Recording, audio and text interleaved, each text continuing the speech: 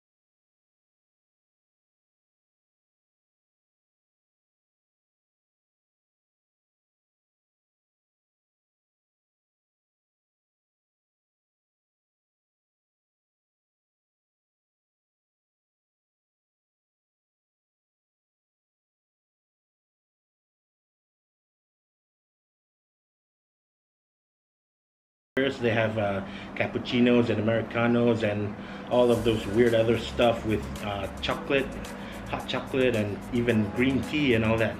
And even third-party manufacturers who makes pods for Dolce Gusto have even